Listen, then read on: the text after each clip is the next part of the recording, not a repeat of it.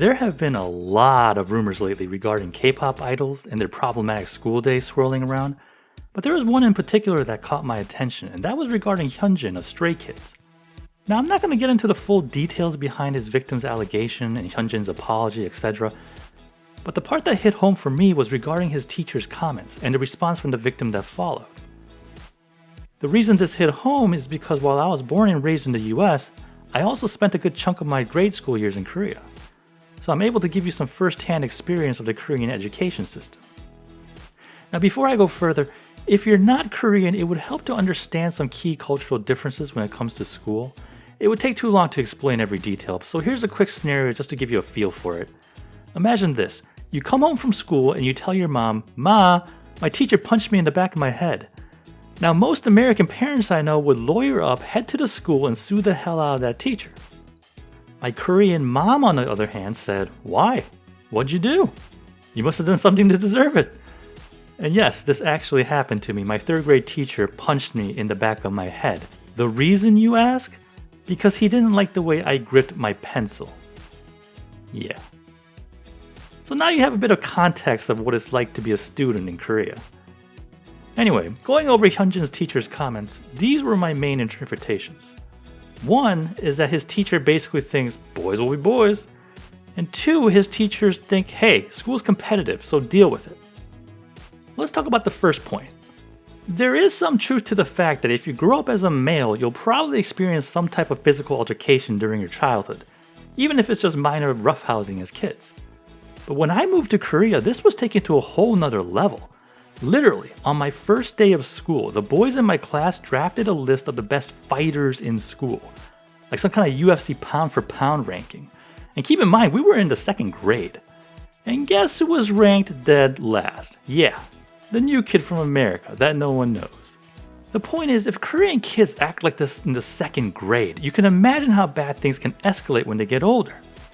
And this is where Hyunjin's teacher failed miserably. Having a nonchalant attitude like boys will be boys allows this type of primal behavior to develop and grow out of control, unchecked. Speaking of being competitive, imagine using that as an excuse to pardon his students' behavior. Well, here's a newsflash for you. Yes, Koreans are indeed competitive. In fact, Korea is arguably the most academically competitive nation in the world. Students in Korea have routinely taken their own lives for falling a couple spots in their school ranking. And sadly, this competitive streak extends way outside of school. If you're lucky enough to even find a job in one of the most competitive job markets on the planet, get ready for hell. Your employer and even your colleagues will pressure you, battle test you. They will push your patience and overwork you, not just for the company's production, but as a way to weed out the weak, to make you quit until only the strong survive. And yes, this attitude also extends into the world of K-pop. Most of your favorite idols have nothing but horror stories regarding their trainee days. Trainers would routinely punish them, push them to the brink, not just to make them a better singer or dancer, but to force the weak trainers to give up, so that only the most determined ones would remain. And to make things worse, traditionally, Korea is not a country big on sympathy. If you were diagnosed with a learning disability in America, in Korea you would just be considered stupid. Things like depression, anxiety, culturally considered a weakness. Here's what Jay from Day 6 had to say about his experience with a therapist in Korea. That was my first ever real psychological session, right? And then this guy is telling me oh yeah, everything that's happening to you is your fault because you obviously didn't try enough. It's exactly like your Korean skills, you're just not enough, and you need to work on yourself and not blame other people, and you just need to be better at Korean. I swear that's all I heard. That's all I heard that whole session. You know, I laughed when I heard that story. Not because it was funny, but because I knew what he was going to say before he finished the story. That guy said exactly what I expected an older Korean therapist to say. Try harder, toughen up, it's your fault. These are very common attitudes among older Korean generations. And that's where Hyunjin's teacher failed once again. Let's play devil's advocate and say that he was right, that the competitive environment of the school caused these events to happen. You see, there's nothing inherently wrong with being competitive, but you have to compete within a set of rules. It's actually good to try to outperform and outwork your opponent, but that is entirely different from making your opponent's life a living hell, forcing them to quit so that you could be the last one standing. It's one of his responsibilities as an educator to enforce these rules, and that didn't happen. This in turn invoked a response from Hyunjin's alleged victim. Now, the main takeaway I got from his statement was that the teacher knew this was happening, and he didn't do anything about it. In fact, I got the impression the entire school's faculty collectively just went like this. We've tried nothing and we're all out of ideas. And that is where his teacher just completely dropped the ball. It's one thing if your students are being abused behind your back, but when they tell you the problem and you tell them to F off, you've not only failed as an educator, you've failed as a human, especially with someone in a position of authority. So what's the deal with this teacher? Was he just crooked? Because that wouldn't be anything new in Korea. I've already mentioned my wannabe boxer that was my 3rd grade teacher. But my 2nd grade teacher wasn't much better. In fact, in some ways, she was even worse.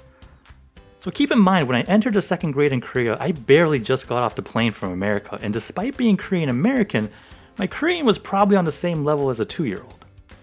So of course I had trouble keeping up in class. And remember what I said about Koreans not having much sympathy. So every time I was slow to answer, she would have me bend over and I would get whacked in the ass with a yardstick. Excuse me, a meter stick since they use the metric system there. And this went on for weeks. Even my classmates were like, whoa. The solution was found by my aunt, who suggested giving the teacher a small gift, which also happened to include an envelope full of cash. And as it turned out, bribery was not just encouraged, it was expected. Now, how the hell was I supposed to know that I was literally the only kid in my class who wasn't in on this? My mom had no idea because bribing your teachers is a big no-no in America. I have a few friends here in the US who also have similar stories from their school days in Korea. One of them had her desk kicked into her because the teacher didn't like this pose she was sitting in. Perhaps I'm being cynical. Maybe Hyunjin's teacher wasn't pure evil. Maybe he just did what a majority of people do in a chaotic situation. He closed his eyes and hoped the problem would just go away on its own. And that's unfortunate. But I do have some good news for you. You see, Korea is evolving pretty rapidly. And new generations are taking over. A younger generation that has a more progressive view of the world. A generation that's more woke. Is that how you youngsters put it? Right?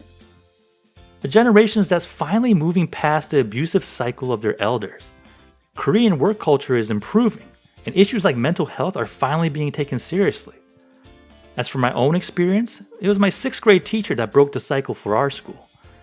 For starters, she refused to take bribes from the parents, unheard of at the time.